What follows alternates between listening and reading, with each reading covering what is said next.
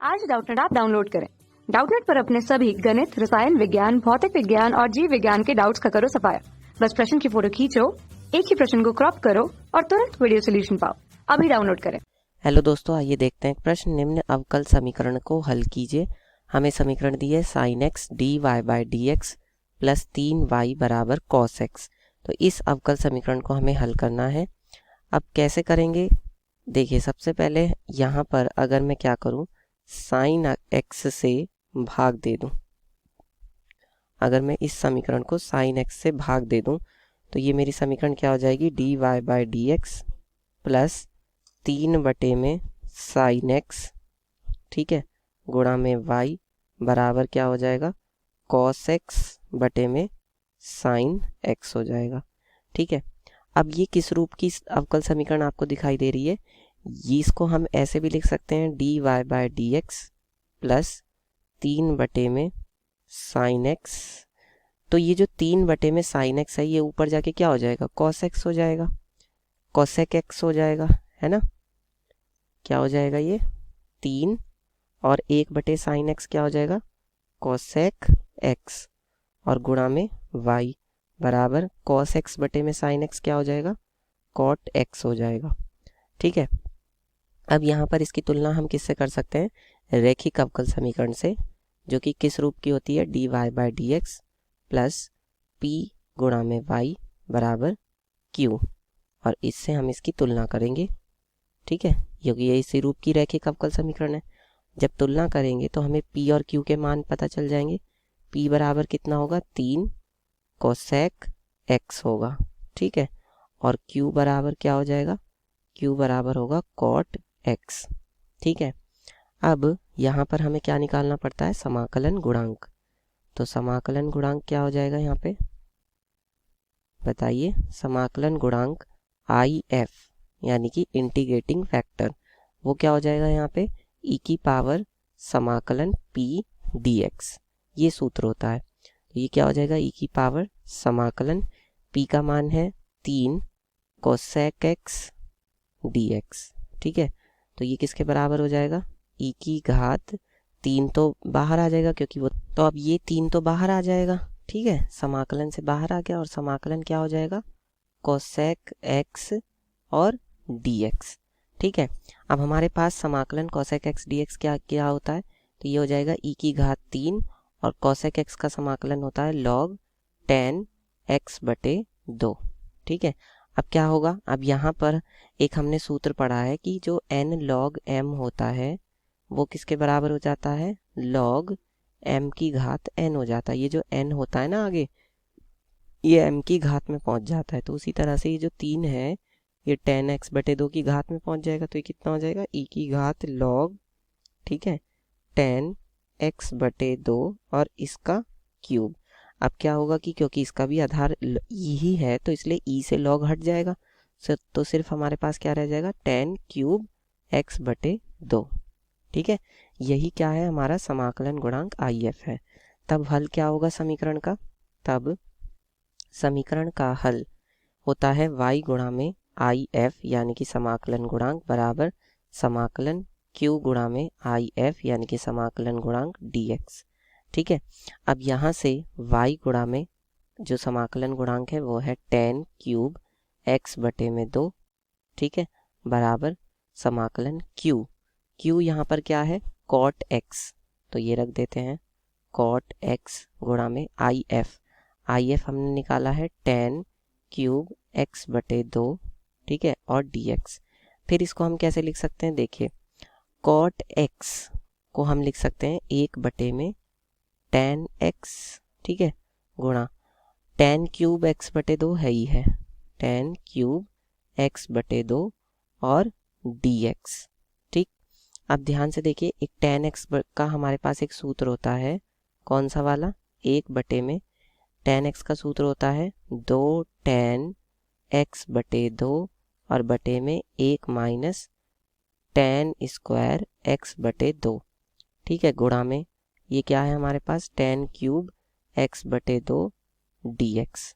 ठीक है, अब यहाँ से ये पलट जाएगा, ये तो ऊपर पहुँच जाएगा, 1 माइनस tan स्क्वायर x/2 हो जाएगा, और बटे में क्या है 2 tan x बटे 2 और गुणा में ये क्या है tan क्यूब x बटे में 2 dx। अब देखिए क्या होगा tan x बटे 2 से एक tan x बटे 2 कट जाएगा और 1/2 बाहर आ जाएगा और ऊपर यहाँ पे क्या रह जाएगा 1 माइनस tan स्क्वायर x बटे 2। एक तो ये रह गया और यहाँ से क्या बचा, यहाँ से बच गया tan स्क्वायर x बटे 2 क्योंकि सिर्फ एक घात कटी थी। ठीक है, अब इसके अंदर गुणा कर सकते हैं तो ये हो जाएगा 1/2 समाकलन tan स्क्वायर x बटे 2 माइनस ये हो जाएगा tan कितना बताइए tan स्क्वायर x बटे 2 की tan स्क्वायर x बटे 2 में गुणा होगी तो ये हो जाएगा tan स्क्वायर x बटे 2 गुणा में tan स्क्वायर x बटे 2 ये आ जाएगा। ठीक है, अब ध्यान से देखिए इसका अब हमें समाकलन करना है तो कैसे करेंगे। अब यहाँ पर ये हो जाएगा हमारा, देखिए tan स्क्वायर x बटे 2 का तो आसानी से हो ही जाएगा 1/2 समाकलन ये हो जाएगा tan स्क्वायर x बटे 2। ठीक है, और dx माइनस 1/2 की गुणा यहाँ भी होगी समाकलन और ये कितना हो जाएगा, ये हो जाएगा हमारा, अब इस tan स्क्वायर x बटे 2 को तो मैं क्या लिख लूँगा sec में बदल लूँगा।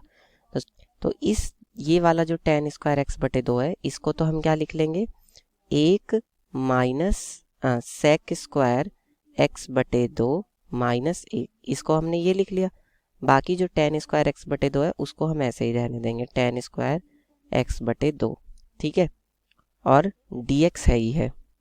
अब इसके बाद क्या होगा ये यहाँ से, अब यहाँ से ये हमारे यहाँ पे चल ही रहा है y गुणा में कितना tan क्यूब x बटे 2। तो अब यहाँ से कितना आ जाएगा हमारा y गुणा में tan क्यूब x बटे 2 बराबर ये कितना हो जाएगा 1/2 समाकलन tan स्क्वायर x बटे 2 dx।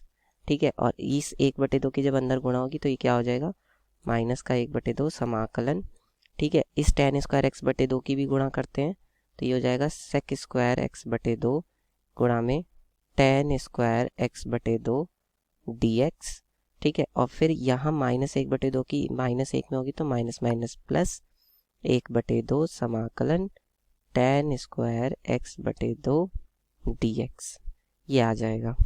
ठीक है, अब यहाँ से कितना हो जाएगा ये y गुणा में tan क्यूब x बटे 2 बराबर ये 1/2 tan स्क्वायर x बटे 2 और 1/2 tan ये कितना हो जाएगा आधा और आधा 1 हो जाएगा tan स्क्वायर x बटे 2 dx माइनस ये कितना हो जाएगा 1/2 समाकलन sec स्क्वायर x बटे 2 गुणा में tan स्क्वायर x बटे 2 dx।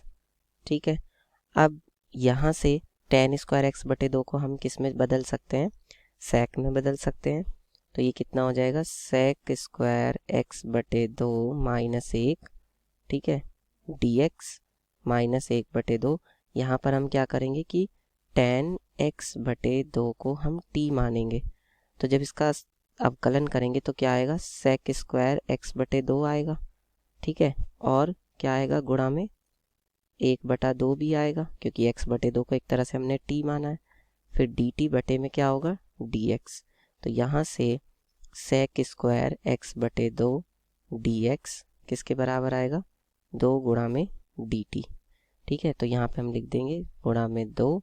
ठीक है, sec स्क्वायर x बटे 2 और dx इसकी जगह पे तो क्या आ जाएगा dt और 2 वो बाहर लिख लिया। और अब tan x बटे 2 को हमने t माना है तो ये क्या हो जाएगा ये हो जाएगा हमारा t स्क्वायर।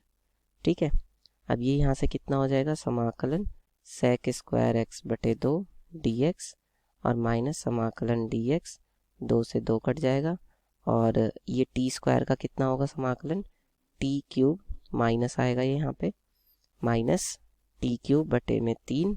ठीक है, और प्लस का c तो कितना हो जाएगा फिर यहाँ से ये, और sec स्क्वायर x बटे 2 का तो हमारे पास डायरेक्ट सूत्र होता है वो क्या हो जाएगा tan x हो जाएगा tan x बटे 2 क्योंकि x बटे 2 की जगह है ना x की जगह पे x बटे 2 और बटे में क्या आएगा 1/2।